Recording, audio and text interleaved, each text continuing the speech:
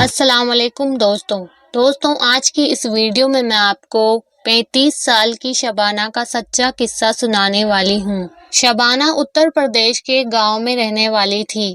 شبانہ بہت ہی غریب تھی لیکن بہت زیادہ محنتی بھی تھی۔ شبانہ نے اپنے پیہر میں غریبی دیکھی تھی، اسی لیے اس نے اپنے سسرال میں آ کر بہت محنت کری۔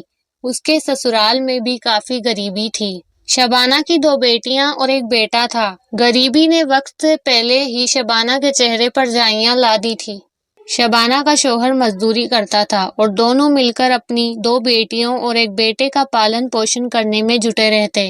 شبانہ کے پاس ایک پرانی اور پھٹی ہوئی چادر تھی اور وہ چادر اس کی ماں نے اسے دی تھی شادی کے وقت، مگر وقت کے ساتھ وہ چادر بہت ہی پرانی اور جرجر ہوتی جا رہی تھی۔ مگر شبانہ کے لیے یہ چادر ایک کپڑے کا ٹکڑا نہیں تھا بلکہ یہ اس کی ماں کی آخری نشانی بھی تھی۔ اسی لیے وہ جب بھی اس چادر کو دیکھتی تو اسے اپنی ماں کی سیکھ اور اس کی باتیں یاد آ جاتی۔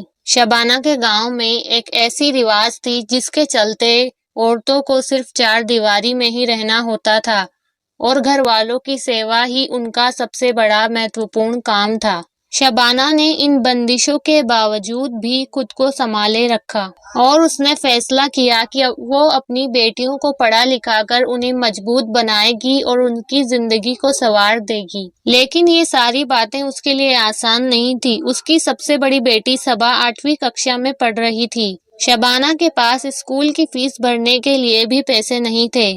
وہ گھر کے پاس ہی کڑھائی بنائی کا کام کرتی تھی جس سے مشکل سے 2 وقت کی روٹی جٹ پاتی تھی۔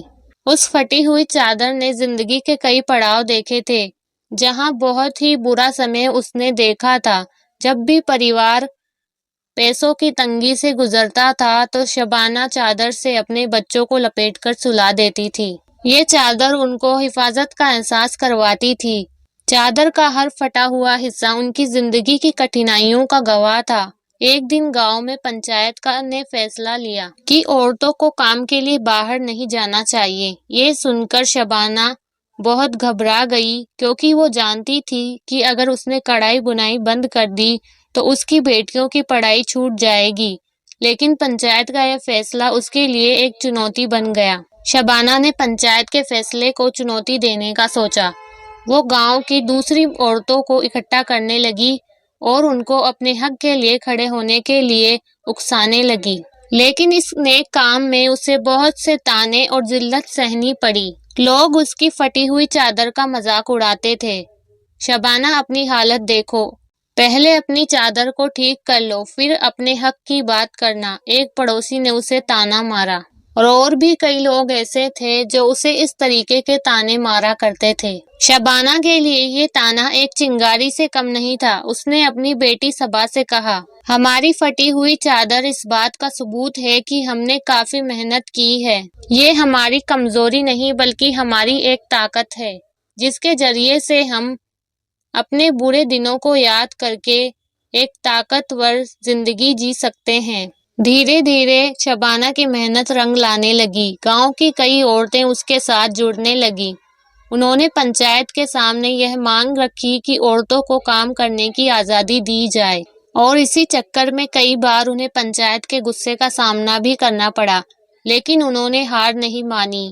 ایک دن پنچایت نے گاؤں کے سبھی آدمیوں کو یہ کہہ کر بلوایا کہ اگر عورتیں باہر کام کرے گی تو پریوار کی عزت خراب ہوگی۔ پنچایت نے گاؤں کے سبھی مردوں کو یہ باتیں کہہ کر اکسا دی کہ عورتوں کو باہر جانا صحیح نہیں ہے، مگر اس پر بھی شبانہ نے سبھی کو سمجھایا کہ عورتوں کا باہر جانا کوئی برائی والا کام نہیں ہے۔